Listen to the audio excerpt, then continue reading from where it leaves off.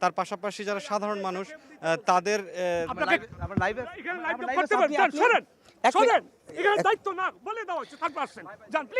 বলবেন আমি নিয়মাবলী বলছি। লাইভে আছি আমি কেউ বলি দয়া করে একটু বলবেন। হ্যালো, একটা ভিডিও দেখলাম বাংলাদেশে একটি বেগম খালেদা জিয়ার শোক সভায় জনৈক সাংবাদিক যার নাম জনাব সালেহ উদ্দিন, তিনি সময় টেলিভিশনের একজন সাংবাদিককে লাইভে ব্রডকাস্ট করার সময় ধাক্কা দিয়ে পাশে সরিয়ে দেন। এটা একটা আনপ্রেসিডেন্টেড ব্যাপার, এরকম আপনি করতে পারেন না কিছুতেই। তো এই ভদ্রলোককে সেটা নিয়ে যখন আমি একটু কাজ করতে গেলাম, আমি জানলাম যে এই ভদ্রলোক দৈনিক ইত্তেফাকের এক্সিকিউটিভ এডিটর এবং 5ই আগস্ট 2024 আগে তিনি অস্ট্রেলিয়াতে বসবাস করতেন। তারপরে তিনি বাংলাদেশে ফেরত এসেছেন। ফেরত এসে তিনি PKSF পল্লী সহায়ক ফাউন্ডেশনের পরিচালক হয়েছেন, বাংলাদেশ ন্যাশনাল টি বোর্ডের একজন পরিচালক হয়েছেন এবং ইত্তেফাকের মতো একটি পত্রিকার এক্সিকিউটিভ এডিটর হয়েছেন।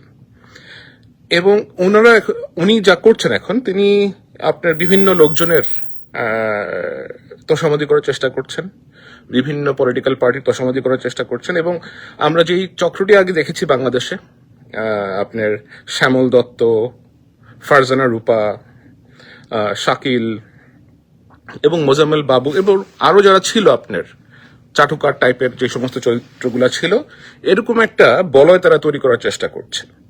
এই ধরনের যারা লোকজন আছে, এরা কিভাবে এখনো মূল ধারার যে পলিটিক্যাল পার্টিগুলো আছে এদের কাছে গিয়ে অথবা এদের সাথে মিশে এ ধরনের ফায়দা নেওয়ার চেষ্টা করছে, সেটা আমার এখনো ঠিক বোধগম্য হচ্ছে না।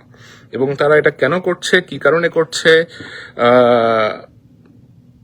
এটা রাজনৈতিক দলগুলোকে অবশ্যই খতিয়ে দেখা উচিত। এবং তারা যদি এটা এখনই বিবেচনায় না নেয়, তাহলে আমরা হয়তো দেখব যে বিগত যে স্বৈর শাসক ছিল বাংলাদেশে, তাদের যে একটা তোষামতকারী গ্রুপ ছিল, যারা তাদেরকে তোষামত করে করে অত্যন্ত তৈলাক্ত অবস্থায় নিয়ে গিয়েছিল, আমার মনে হয় এদেরকে যদি এখনই কন্ট্রোল করা না হয়, তাহলে এরা আগামীতে যেই রাজনৈতিক দল যারাই আসবেন ক্ষমতায়, এরা তাদেরকেও সে পর্যায়ে নিয়ে যাবে। সুতরাং এই তোষামতকারীদেরকে আপনাদের নিজস্ব সার্কেল থেকে দূরে রাখুন, খুঁজে বের করুন এরা কিভাবে ন্যাশনালিটি বোর্ডের পরিচালক হতে পারলো, কিভাবে PKSF এর পরিচালক হতে পারলো, কিভাবে ইত্তেফাকের নির্বাহী সম্পাদক হলো। এবং এর মানে কি এই যে একটা সেট যাবে আর একটা সেট আসবে, এসে আপনার এক দল আরেক দলকে পরিবর্তন করবে? এটা তো তাহলে পত্রিকার স্বাধীনতা কোথায় যাবে, টেলিভিশন চ্যানেলের স্বাধীনতা তাহলে কোথায় যাবে? আপনারা এক পক্ষ যাবেন, আরেক পক্ষ আসবে, এটা একেবারেই গ্রহণযোগ্য না, একেবারেই গ্রহণযোগ্য না। আশা করি রাজনৈতিক দল যারাই আছেন তারা আশেপাশে চাটুকার বলয়ে মুক্ত রাখবেন নিজেদেরকে এবং চাটুকারদের থেকে নিজেরা দূরে থাকবেন। এই চাটুকাররা বিগত সময় কি করেছে সেটা থেকে আপনারা শিক্ষা নেওয়ার চেষ্টা করুন। এবং যদি না নেন, তাহলে অবশ্যই you know what has happened in the past. তারা কিভাবে একটা সরকারকে অথবা একটা রাজনৈতিক গোষ্ঠীকে বিপদগামী করেছে, খাদের কিনারে এনে ধাক্কা দিয়ে ফেলে দিয়েছে। আপনাদেরও সেই একই অবস্থা হবে। এদেরকে বর্জন করুন, এরা সঠিক লোককে সঠিক জায়গাতে দিন। বাংলাদেশে বহুত সাংবাদিক আছে, বাংলাদেশের ভিতরে বহুত যোগ্য সাংবাদিক আছে, তাদেরকে আপনারা যদি পছন্দ করেন অথবা প্রয়োজন ফিল করেন, তাদেরকে সমস্ত কাজে গিয়ে লাগাতে পারেন আপনারা। অথবা পত্রিকাদেরকে ইন্ডিপেন্ডেন্স দেন। পত্রিকাদেরকে ইন্ডিপেন্ডেন্স কেন দিচ্ছেন না? প্রেস যদি ইন্ডিপেন্ডেন্ট না হয়, তাহলে তারা কাজ করবে কিভাবে, তাই না?